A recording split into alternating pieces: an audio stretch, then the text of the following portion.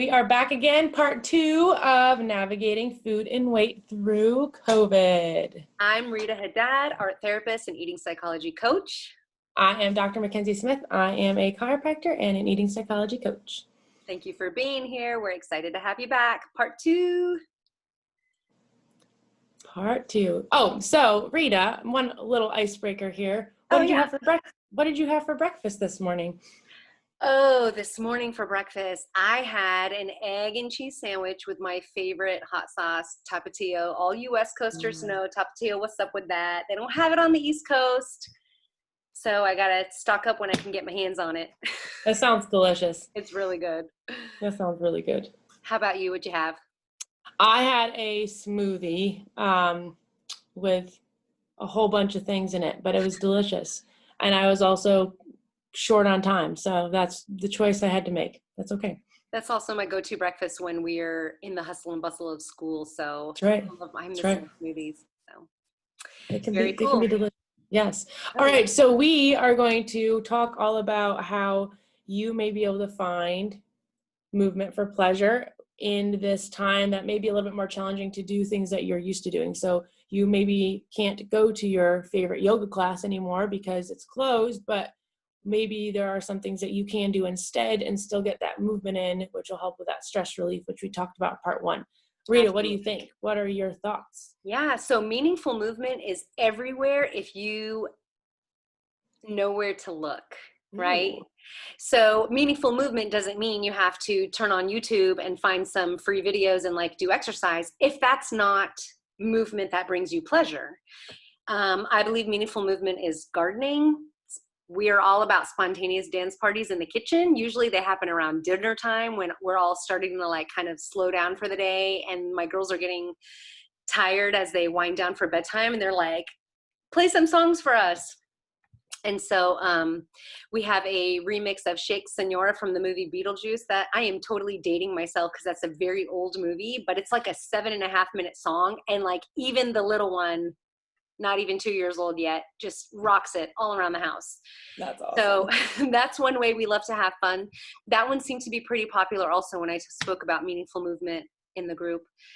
So gardening, spontaneous dance parties, stretching, or you don't need to know yoga moves to do basic stretches at home in your living room or in your bedroom, right? So some simple arm stretches. What they do is they prepare the body for movement, and so they automatically start to build muscle and get your blood flowing and increase your heart rate, and they release some endorphins because your body thinks you're about to exercise, and that's the trick to stretching. And then there are also the YouTube videos and the free programs. I know Nike Training Club opened up their premium membership for free for everybody when the lockdown happened, when COVID started, because they were like, hey, we want everyone to be able to access all of the videos and be able to save them, the ones that they want. And they've got a lot of cool videos on there. So if you have an iPhone, you have access to Nike Training Club. If your phone has Nike Run Club on it, just log in and do a few free videos if that feels pleasurable to you. Now, the key is, don't go running 2 miles if you hate running, because that will just create more stress in your body, right?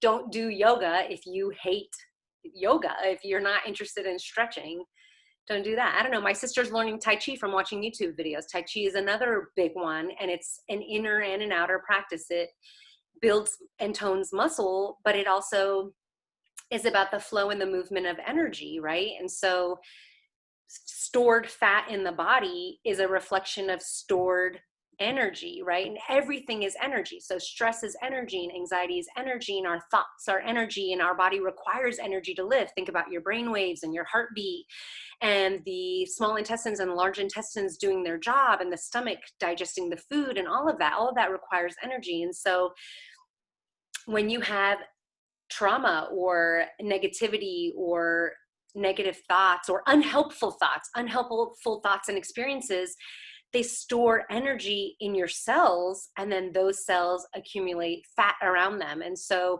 Tai Chi is a great way to move that energy, and then your body naturally, as you release the energy or you move the energy, your body naturally releases the extra weight, and it brings your stress down, and it builds your confidence, and it tones your muscles. So Tai Chi is a great thing to learn how to practice if it's meaningful for you and if it brings pleasure for you and if it's something you want to learn how to do. That's just an example. So Love it. I love it. yeah, just some ideas. If you have questions, if you want more ideas, you can also always reach me. I think Facebook's probably the quickest way to reach me. You can find me on my business page at Sublimation Coaching.